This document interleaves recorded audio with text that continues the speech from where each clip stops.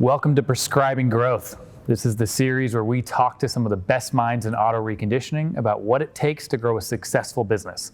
My name is Matt McAllister. I'm the Chief Marketing Officer at Mobile Tech RX. Today's episode features a guest I'm really excited to talk about.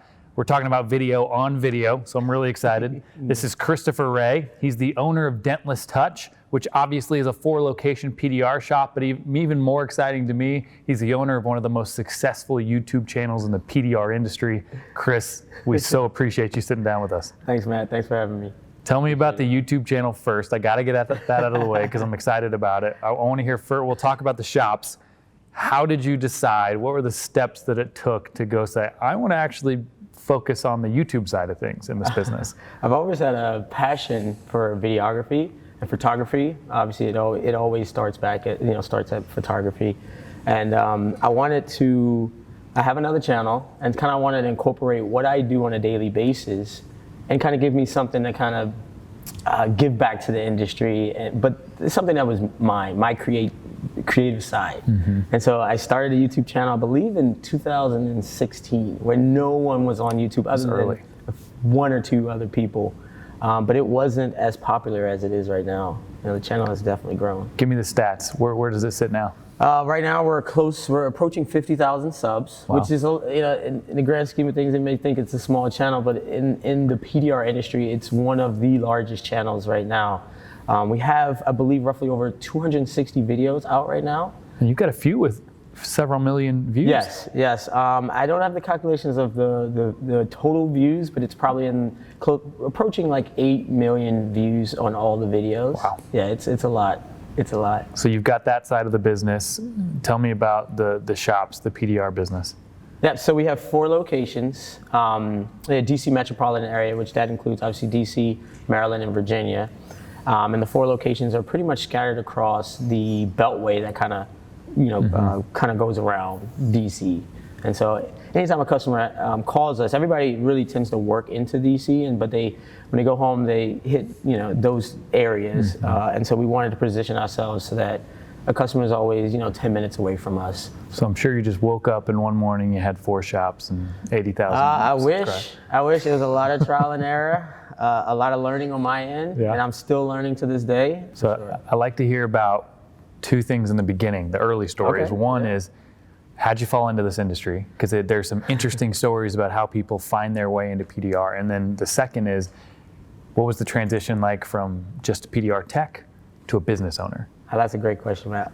The first one, I always wanted to be a mechanic. And I positioned myself from the age of 14 to do that. And with the guidance of very successful mechanics. And one of the guys that was mentoring me, he kind of said, "Man, you might not want to do this. My back is hurting at this time.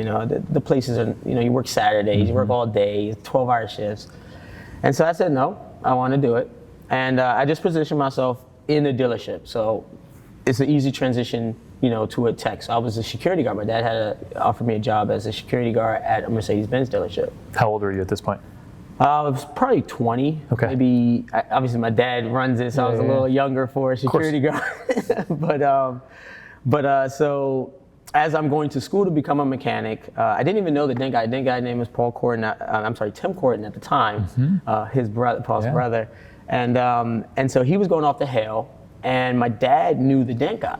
And the dent guy was saying, my dad kind of knew he was looking for someone, so he said, "Hey, my son's possibly looking for a job." This, that, and that. I told my dad, "No, I'm not looking for a job. I want to become a mechanic. I have an array of tools I've already invested in." And he said, "Son, I'll buy you the tools. If this doesn't work out, you don't have to worry about tools, but I want you to do this." I said, "Okay." And I was hired with Dent Masters. And that was in like 04, 05. And did you get your training through Dent Masters? Yes, so they trained me. It's a 2-month training-ish, 3 months training. And then they pretty much, they want you to build your own route with some guidance, but it's really the mentorship from the guys around you, not really more of like headquarters corporation. So you spend a lot of time with other techs and see how they do things, and you kind of come up with your own kind of routine, plan, habits.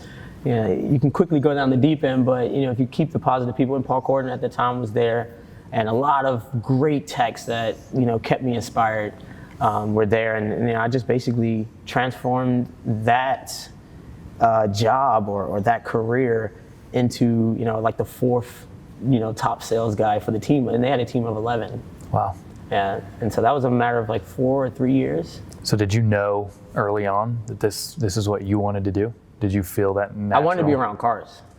So, and I do like team atmosphere. And again, we kind of part ways, and I started my own business, which is now Dentless Touch. And so after the first year of training and getting a routine, I definitely enjoy what I do right now. So Dent Masters, especially in that area of the country, DC, Maryland, seems to have impacted quite a few techs. I mean, we had Paul Corden, he's on an episode of Prescribing Growth as well. Yes, great guy. It seems to be a pretty interesting model of the training plus the introduction plus the here's a business owner mindset, as opposed to just go where we tell you to go and it's an employee-owned business per se, and so you run your own show in that, and that gave me a lot of exposure to what I need to actually run a business. The back office and stuff we didn't handle, but the way we got paid, just all kinds of things. I had to talk to a manager at 21. I had to go into a manager behind his big giant desk and say, why is this bill not getting paid? That's a little rough for a 21, 22-year-old. Yeah, you got to get thrown. Sometimes you need to get thrown in over your head. Yeah. So we know the end story. We know eventually 4 shops. 4 shops, yeah. We get that. What I'm interested in is the mentality or the things you saw that pushed you over the edge to leave a group like Dent Masters and go out on your own. So everybody who starts a business has passion for it. Of course. I want to know, what was the writing on the wall? What did you see that said, now is the time? Well, it was a combination of things. I wanted to do some things my way, and that doesn't work when I'm not the owner of the business. And so we part ways, and I said, okay, I need to live. I had just bought a house at that time, if I get a little personal.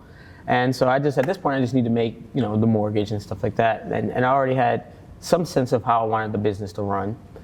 And I just started to, do what I was, comfortable with, and that's just sign up for Google My Business. So the things to put your business out there. Started going door-to-door flyers. At that time when we separated, I didn't have business cards. I didn't have anything. So I had to start from the bottom of just, what is the business name? What is the business cards? Advertising, which any avenue to get a customer in the door. Now, obviously there was contracts, non-compete and stuff like that. And so I had to work outside of that radius that was, that I signed for. And so I knew I had a little bit of time to kind of think this out. But even then, when I had to work outside of radius, no one knew who I was. So that kind of stemmed to the advertising and stuff like that. But I kept it pretty simple for the first 2 years, possibly 3. Really, I hired people so that they could grow and get out of maybe certain situations that they were in. Because I felt like I worked hard, but it was still almost like luck, right? That I stumbled across an industry that was pretty lucrative and rewarding at the same time. So I wanted to give that back. So there's a lot of people who find themselves in the stage you found yourself in then, where they've probably been thinking, maybe for weeks, maybe for years, about going off on their own. Oh yeah. That's a daunting thing to think about. Right. You've had that experience. If you had to go back, what are the top priorities that you would think about doing within that process? Well, for one, is get comfortable with being uncomfortable. And so I've noticed that anytime I get scared, i.e. maybe this interview, you just have to just put one foot forward and keep going. And so to categorize most of those things is when you're afraid to walk into the in front of the manager, you just need to put one step forward and get it, because that's the only way you're gonna grow your business. And so a lot of people are just scared because they haven't done a lot of thing that really grow a business. They haven't maybe spoke with a manager, or they haven't talked to the bank about a loan, a little small loan. They haven't bought a second vehicle or a third vehicle to to do your repairs in, or even talk to an advertising guy. They don't know the pricing, they don't know the website, they don't know these things that you need to do, and they're just afraid of having those conversations. And I've seen the people who ask more questions and are receptive to what people say, they will be more successful. So between the next step is the decision it's a risky decision of now investing in a shop, investing in brick and mortar. Yes. And these are steps, right? But the thing about a stairwell, to get to the end, which I don't think it's endless, you got to keep climbing up. So if you have to get the new vehicle, you have to redesign your logo. If you need to change your name, you need to change. You just have to keep going to the next step. How did you think about finances through all this? Not personal finances, obviously, but how are you tracking and understanding what you could invest or were comfortable investing? So I'm a big believer. I love Jeff Bezos. I love his business model, and I keep it super simple when it comes to the finances. And it's just like any extra money, just throw it right back into the business. Obviously, be mindful of where it's going and measure it. And in this last 2 to 3 years, we've been more on the measuring side of things because it's just been kind of throw it here, throw it there. How do you do that? How are you looking at We're doing conversions just in ads now instead of just randomly throwing an ad word out. And this is something that maybe not is needed, but I want the data. I want more data. I mean, your company came out with the analytics side of things, and I'm basically trying to figure out exactly how much the ad costs to get that particular customer in the door that week, that month. For us in our business, the biggest thing we look at is a ratio called LTV to CAC, which is lifetime value of a customer compared to the cost per customer acquisition. So how much does it cost to acquire a customer, and then how much is the value of that customer over the lifetime of their relationship with us? And that's a ratio that helps us monitor. Are we being efficient? Are we growing the way we want to? Now I think it's one thing to say, hey, you should track that number. Right. It's another thing to say, how the hell do you track that number? Right. Because that is not easy. No, it's not. And that often requires systems. In some cases, it requires additional software tools. Yep. Investment. It's just investment. There are some native tools, but I think that's the overall theme I hear is risk. Yeah. And being comfortable with risk, but also figuring out the systems that you need around you to be comfortable with risk. Yep. And in some cases, measurement is something that not a lot of people do great in this industry. No.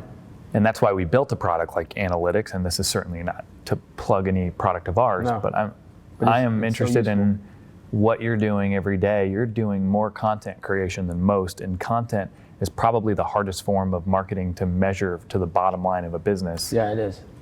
How are you thinking about that? Oh man, we'll break it down into different marketing platforms and content platforms for us. So YouTube is obviously our big generator.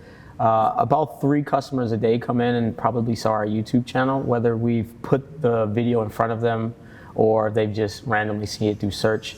I was just reading somewhere where I think Google is like the second biggest search engine right now. YouTube? Yeah, YouTube now. Yeah. So Google and then YouTube. So if you want to get information out there, that's the second best. Obviously, the first best is Google. But on that YouTube channel, it's super hard to manage. Those metrics are just hard. It basically is door to door. I ask the guys, where did they hear about us, and they say Google. Which technically they went to YouTube first, but it's weird. And do you document that information anymore? Yes, it's on a monthly. It's not weekly, or it's just monthly. How many people do you think? And we just get an average. Where do you document that? Is that it's literally documents? Just Excel spreadsheet. Yeah, that's great. That's pretty much all. It's basic. Every month, how many people? I ask every week. I ask the text, hey, how many people saw the YouTube video that came in? Oh, I had 1 guy, or I had 2 guys. Okay, cool. I just get a rough number. We know it's working just because when people call us, they always reference the YouTube. They do reference Google, which is the ads and all that stuff going. So obviously those are the 2 strongest. Instagram, we get a lot of messages, but we don't get a lot of customers. So how scary was Shop 1? Very scary, very scary. Signing a lease, 3-year lease. Talking to guys, and some guys, well, if you don't pay it, they're coming for the house. And I'm just like, man, what if I go, what if I can't pay it and this, that, and the third? But, no risk, no reward. And it was a calculated risk. It's just not, off the whim. And I just prepared myself financially in my personal side to make sure that it always will be, no matter what, the lights will always be on that.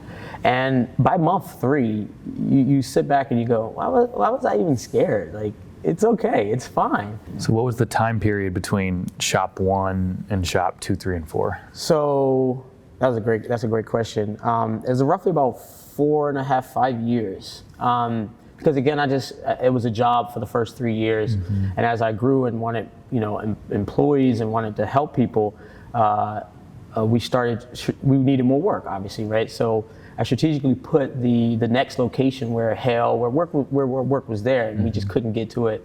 And I knew that market needed a good PDR company, and so went ahead, did that, signed. This one was a 1-year lease, so it was a little. And I was still scared, I was like, oh man, it's 2 leases, 3-year lease.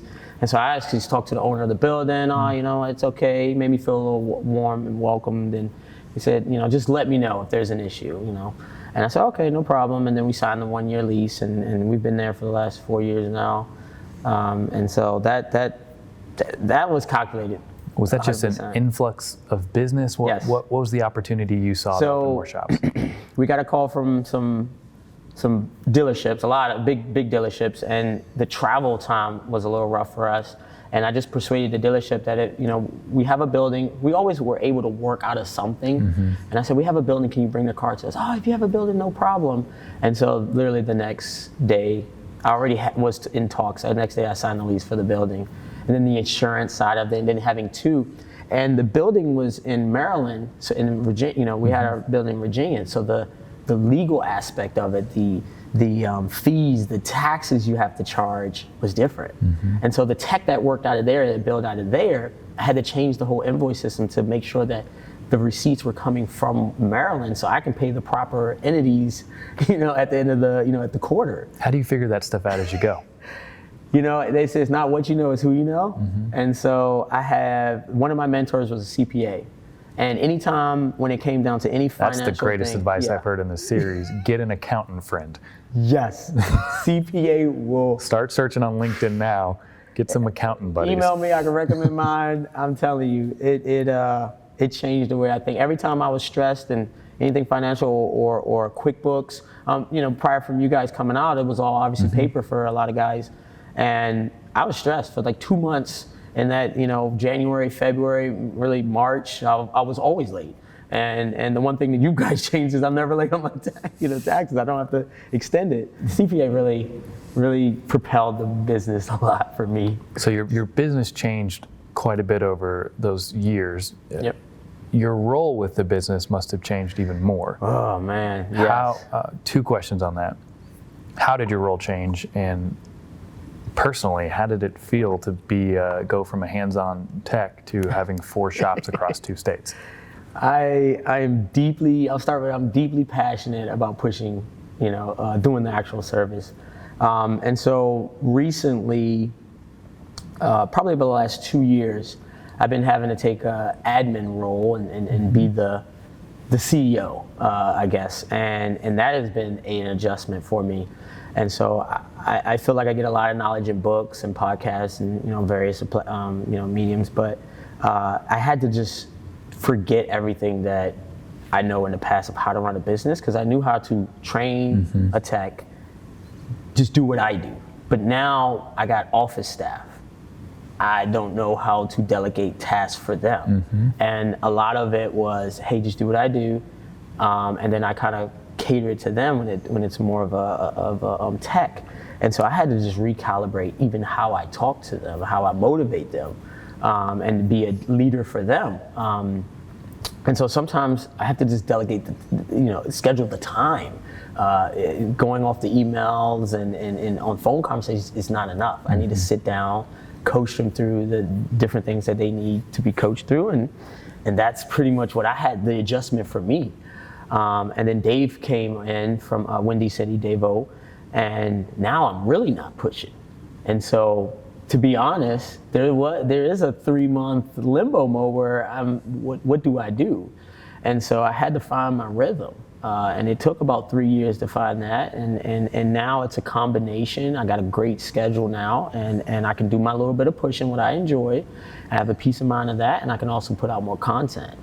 And so we're really, really ramping up for 2020. So it definitely is adjustment, but be comfortable with the uncomfortable. It's what you have to do to grow. So what do you feel like you've done differently than anyone else in the industry to grow your business? Honestly, I think I just persevere. Like, I am just relentless when it comes to different things. Jeff Bezos is like, I won't say my idol, but I do read a lot of his letters and stuff like that, and he's just relentless.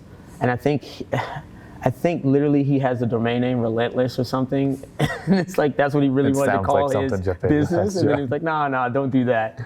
And it's a bit aggressive for a business name. Right, and that's what it is.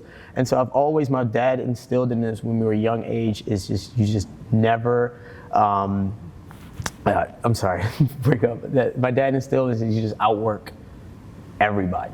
And that's just what I do. Where did you fail in that attack plan? Going too fast. So maybe sitting back and thinking about before the actions come. I'm a very action type driven person. So probably sitting back and calculating, but that was more of like inexperience and young nature. You know, you have a lot of energy when you're young. And but what got out of it was the YouTube channel. I've had so much energy that I kept the YouTube channel going when I was only getting 10 views. I just like doing the YouTube. And even though it cost me 10 hours a week to edit, and then obviously the 2 or 3 hours per repair extra to record, I loved it. And I hit milestones. What about 2,000 subscribers, and then 5,000 subscribers, and then I see all my thank you videos from 5,000 to 10,000 to 15,000 to 20,000. Did you do anything or come across anything within this hyper growth period for you that you would recommend others not doing? Not doing. Do not be closed-minded. Be an open book, and also be teachable, and network. One thing I think that you do differently, that I've heard in the myriad of conversations we've had for this series, is the best in the industry are always obsessed with talking to the other people in the industry, and you kind of have to be. Yes. That's where you pick up the tips and tricks. What you do is you're also very obsessed with learning from outside the industry. Oh, yes. I mean, the fact that you are as focused on business models of Amazon, I think that's challenging for anyone in any industry. I find myself thinking, we're a tech company, we're in software. It is a struggle, and something I have to daily force myself is to explore what people are doing outside of my industry. Yes. Because it is so easy to just end up copying what everyone else has done. Yep. And big growth comes when you find something new. And especially from a marketing perspective, and that's obviously what I love and do every day, you can copy what even the best software companies have done and probably grow. Right. But if you do something no one else has done, that's when magic happens. Yeah. How have you incorporated, you've mentioned Jeff Bezos a few times. What do you think you've brought from your inspiration outside of the PDR industry into your business that isn't seen in other PDR businesses? Well, I love doing marketing. That's kind of like, obviously videography, photography, but marketing is really taking a hold of me. And I do not follow a model for any PDR business. I follow models for industries that are more competitive, and if they're able to break the mold, then I'm sure I can break the mold in the PDR industry. And so that's basically what I do.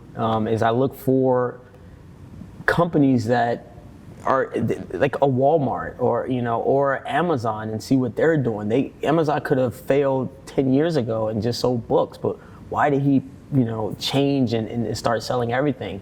And when you really dive deep in a business like Amazon, there's a lot to it. I mean, you probably know your stuff, your Amazon Web Services. Amazon Web Servers.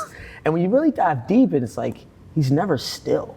So on the video creation side, there's probably, and this is an excuse, I call it an excuse, but one you hear everywhere, not just this industry. But you see somebody who has great content, who takes the time and energy, who really commits to saying, we are going to tell great stories in this format, in your case, video. And if you say, man, I'd really like to do that, but like, I don't have the time, I don't have the camera, I don't know how to use it, or here's 15 reasons why I can't. Right, of course. But if somebody said, I want to start doing that, what did you do to just get started? Were you shooting with phones beginning on? How did you just get started? I self-taught, and I picked up a camera, put it on. If you know anything about camera, there's a manual mode on pretty much every camera, and I said, I'm going to figure out how to take a picture on manual mode without, reading the manual. Basically, I'm stubborn like that. And so obviously that leads to a lot of YouTube. YouTube is YouTube University, so there's a lot of information you get on YouTube. So not knowing something is just a lack of effort. Let's talk about the future, because we've talked a lot about your story. Okay, all right. What does the future look like? Two-part question, just to confuse you, make you think a little bit. Two-part question. What does the future look like for Dentless Touch? Okay. And then stepping back, what do you think the future looks like for the auto reconditioning industry as a whole? Okay. All right, Dentless Touch. Dentless Touch, I want Dentless Touch to influence more people. And so that's our number one goal. Obviously, inside of this, provide, excellent paintless dent repair service. And so we are coming up with a training. So I think we're going to split the business and have some nice training courses on every level, videos and obviously the hands-on, one-on-one training. The service side is going to grow, mainly in the DC area. And so we want roughly about 2 more locations, and that should be enough. But we're going to double our techs though. So each location is going to have between 2 and 3 techs is what we're looking at. And I say this because this all goes back to your second question of the industry, where I think the industry is going. And I've looked at the detailing market, and I'm pretty sure you got the analytics on that. There's just it's more people, it's more more businesses out there. And I really think companies like Ceramic Pro and in this paint correction industry kind of propel this premium detail to like all new heights. And the PDR industry can do nothing but grow. At this point, it can do nothing but grow. And so I'm just preparing for that growth in those different avenues. Awesome. That's what I see. Well, Chris, keep it up. Keep up the work. I think the work you're doing is pushing the entire industry forward. I hope so. So we appreciate that. More importantly, thank you for coming and sitting on the show. It's great to chat with you, my friend. Appreciate it. Thank you. Thank you. Thank you.